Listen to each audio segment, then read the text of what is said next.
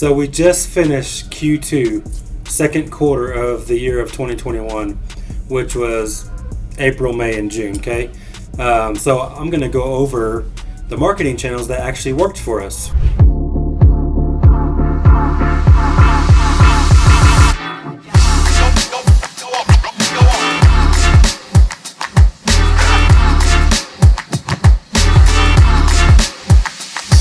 Hey, what's up guys? Graylan Stewart here, bringing you a video about the marketing channels that we have used and which ones actually worked and how many deals we did from each channel. So let's get into it. So obviously you can see on the board here, we actually closed 26 deals in quarter 2 of 2021, which again is April, May, and June, okay? So we closed 26, which means we probably had closer to, 35 or so deals, because as you know, not every deal gets to the closing table because of different situations, usually because of title, sometimes because we locked it up in a place that we shouldn't have, or every once in a while we just couldn't find a buyer, which is super rare these days. So anyways, so we're going to go over all the different marketing channels that we did. So as you can see, there's 8 different marketing channels that we actually got deals from during those 3 months, okay? So as you can see, one of them was 10 deals that we closed from that marketing channel alone. And 5, 4, 2, 2, 1, 1, 1, obviously you can see that. But I'm going to reveal what each one of those are and kind of break down why I think that was the case, why we're getting more from different channels and that kind of thing. And in a separate video, because I don't really have time to do it today, I'm gonna go over kind of these same different marketing channels, but what the actual ROI was. I didn't have time to pull those numbers today. I just pulled these basic numbers, like how many deals we did from each marketing channel. But in a video soon hereafter, I'm going to do one that actually breaks down, how much those deals actually cost compared to what we spent, so you can actually see what kind of profit margin are involved with those deals. So anyway, let's get into it. So the bottom one is we don't get a whole lot of. It is referrals, okay? So referrals, we did one deal in quarter 2 for referrals, and that, I believe that deal, if I'm not mistaken, was just a referral from, that's what it was. It was actually from another investor friend of mine that actually does some private money lending for me as well. But she brought me a deal that she didn't want to take down herself. She's like, hey, is this something that maybe you could wholesale or something like that? And she didn't charge me anything, she just gave us the lead, and we were able to get it, lock it up, and get it sold. So that was awesome. It was completely free. It's a referral, and we need to actually, to be honest, I'm fully transparent on my channel, tell you the good, bad, and ugly of everything that we do. We need to get better at asking referrals, because that's actually my transaction coordinator's job. After we close every deal, she's supposed to call the seller back, just walk them through everything, how did it all go, just to get a good testimony from them. Is for one reason that she's calling them back, but for a second reason is for a referral. Not only do they may have other houses that maybe we didn't know about, maybe acquisitions didn't ask them, so they could have other houses, but not only that, they could have friends or family or know of other houses that are in similar situations or similar shape as theirs that we could potentially buy. So anyways, referrals are huge. We need to get better at it. I encourage you to get better at it. And we did one deal out of it. So $0 spend, obviously, to get a deal is not too bad. So let's go to the next one. All right, JV. So JV deals, we only did one that we closed. We had another one that we had during those 3 months, and it just didn't go well for us. And I really think it was just on that particular deal, we just had it too high, to be honest, because it seemed like it was in a decent area, but we just could not move it. We use Investor Lift, so it's got every buyer in the nation. We called all the people around, that have bought and did flips in that area, Nobody was really interested at the price, at least. There just wasn't a lot of margin on it, so unfortunately we weren't able to move that deal. Nevertheless, we did complete one JV deal during that time period. So there it is. We got, and JVs, they don't really cost anything either. We typically split those 50-50.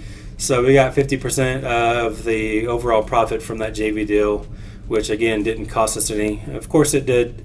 My transaction coordinator gets to work on it. So she's coordinating with the title company, with the seller, and then my disposition manager obviously is pushing it, to all the different investors, calling people, sending email blasts, text blasts, RVM, everything we can do to get it sold, posting on Facebook, wherever. So there was work involved, but at the same time, acquisition-wise, it didn't cost us anything. So a JV deal, we did one of them during Q2, okay? The last one that comes in with only one deal closed was SMS leads. So, I think SMS is probably going to go away soon. We're in July of 2021 now. People have been talking about it going away potentially over the last year or so at least. But at the same time, it's cheap enough to where I feel like it's still beneficial. SMS and RVM, we don't do a ton of deals from those, but they don't cost a whole lot. We typically send out 5,000 RVMs and 5,000 SMS blasts every single day. Sure, it's a little bit of work, but our RVMs, I've got a system to where only the solid leads come into our Podio. And then the SMS is kind of the same way. We're only getting solid leads.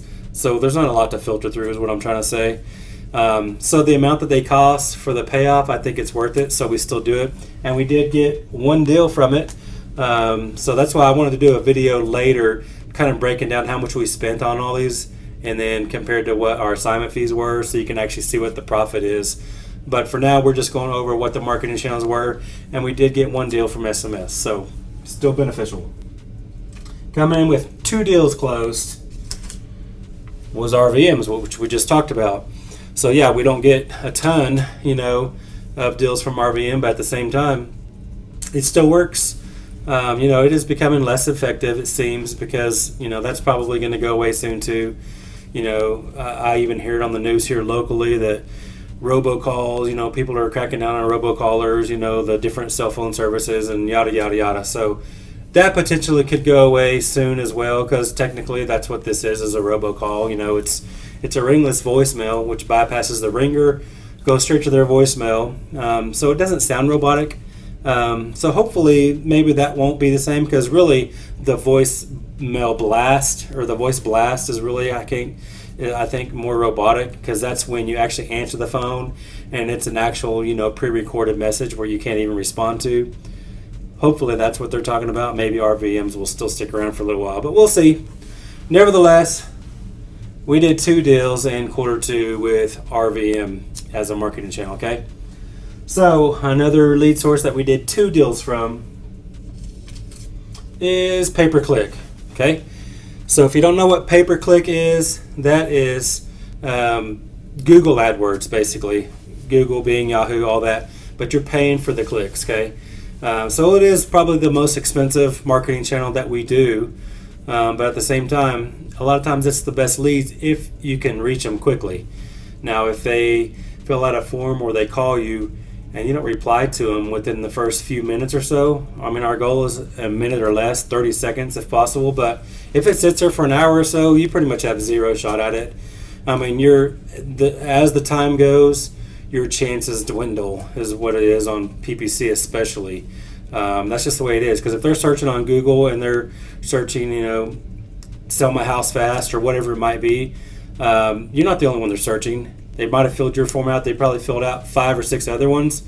Really, they're going to end up probably going with whoever actually answered their phone or whoever actually called them back after they received their form. So PPC we can definitely get better at, because over this last quarter I lost the acquisition manager. It was kind of a mutual agreement. It just didn't work out for either one of us. So I only had one, and I really, with the kind of leads that we have coming in, I need 2 minimum. I need 2 full-time acquisition managers, and really the one I have is kind of part-time by design. She started out that way. So We could get a lot better at PPC. I probably lost a lot of money from PPC leads just sitting there, just being completely transparent. So we need to do better because we should have did more than 2. But at the same time, we got 2. At least we're getting a return on that money. So, all right, coming in with 4 leads. Can you guess what it is? Let's check it out. It's radio. So as you know, I've talked on my channel a little bit about radio ads. It is effective. It's not super expensive, but it's not super cheap either. So, we got 4 deals out of it. These leads are typically hot. I mean, in my experience so far, I don't take the calls and do the acquisitions on them, but just from my acquisition manager's feedback, these are the hottest leads that we get. Just completely honest. People say that PPC leads are the best, but you got to filter through a lot of junk sometimes. Or if you're not on the ball right away to get those, you might lose them. But radio's different, because radio leads, it's actually me on the radio. We're on 2 different channels in one of the markets, and it's just me on the radio talking about what we do and what we can offer. And when those people call in, it's more of like, hey, I've got a house I need to sell. You know what I mean? It's not. They're not searching on Google, actively searching for you.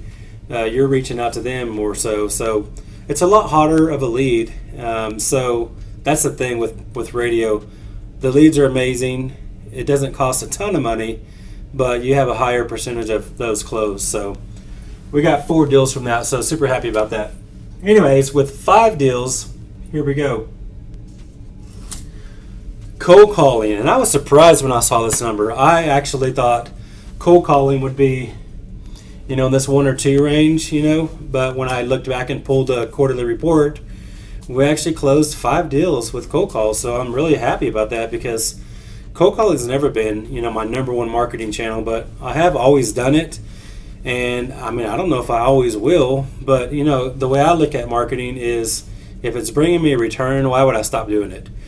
Sure, I can pour more money into other things, but I'll just pour more money into other things. But I don't necessarily have to stop doing the other things that are still working. Maybe some things are not as effective, but at the same time, if I'm getting an ROI, why wouldn't I keep doing it? So that's kind of my view on it. But yeah, 5 cold call deals. I was super happy when I saw that. I completely didn't see that coming at all because I really did think it would be like 1 or 2, if any. I didn't even know for sure. I did know we had 1 or 2, but I had no idea it was 5. So anyways, moving on. So our number 1 marketing channel for Q2 of 2021 is Facebook. You might have guessed it. Yes, we do. So nationwide, we do pay-per-click and Facebook ads consistently. And I've been doing Facebook for close to 2 years now. PPC we've been doing basically since November, but we've gone through kind of 3 different companies to manage that for us. I'm about to bring it in-house because I think I can manage it better. I've learned a little bit about PPC lately and Facebook a little bit more to where I think I can do that on my own. Now, let me be fully transparent too. This could be skewed a little bit because Facebook and PPC for a little while, it was hard to distinguish. And the reason I say that is we recently, we switched companies in March to a different company. And when they switched it over, they didn't differentiate those. So we were getting leads coming in between those 2 marketing channels. And we didn't know what was PPC and what was Facebook necessarily. We could probably find out, but it's a lot of digging and all that. But anyways, now it's changed. It's only been changed probably the last 2 or 3 weeks, so that number could be skewed a little bit. So pay-per-click and Facebook, it's really difficult to tell, but as far as coming through our marketing channel and that we know for sure, we definitely got 2 PPC leads, like we know those are PPC for sure, and then these 10 Facebook, some of those could be PPC. So just being fully transparent, but also, even in 2020, last year, my number 1 marketing channel last year was Facebook, so that doesn't surprise me that it's still number 1. So maybe a couple of those would probably belong to pay-per-click, potentially, but I would still say even if there's 2 drop out, and go to PPC, we still got 8. Facebook. I mean, I just feel confident that Facebook is probably where they came from. So anyways, that's kind of it though, y'all. 10 Facebook deals, 5 cold calling deals, 4 radio deals, 2 pay-per-click deals, 2 RVMs, 1 SMS, 1 JV, and 1 referral. All in all, 26 deals closed. Not too bad. So just stay tuned for another video that I'll do probably within the next couple of days, kind of breaking down these numbers. Like, okay, that's great, you did 26 deals, but how much did those cost, and how much did you make? Because that's really what it comes down to. What is your ROI? Who cares really what kind of volume you do? Well, I did $5 million in wholesaling. Okay, how much of that did you get to keep? 200,000. You know what I mean? Like, that really doesn't matter to me. What matters is what we get to bring home. So at the end of the day, it's all about the return. So, anyways, hopefully you saw value in this. Maybe these channels could work well for you. That's why I'm sharing them with you. Because if you haven't done Facebook, and I hire people to do it, because I'm not necessarily good at that.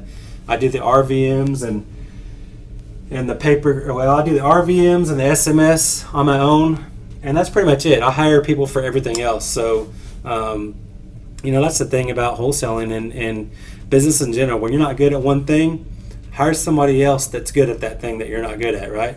And you just stick to what you're best at. And I do have a marketing background, so it is what it is. I'm not scared to say that. If you're not really good at one thing, hire somebody else that's good at it. That's better than you. So, anyways, hopefully you found value in this. Thanks for watching. I appreciate you. Please subscribe if you haven't already. Definitely trying to grow this channel. So so that this video will be, potentially suggested for other viewers. So anyways, love you guys, and I'll see you in the next video. Thanks a lot.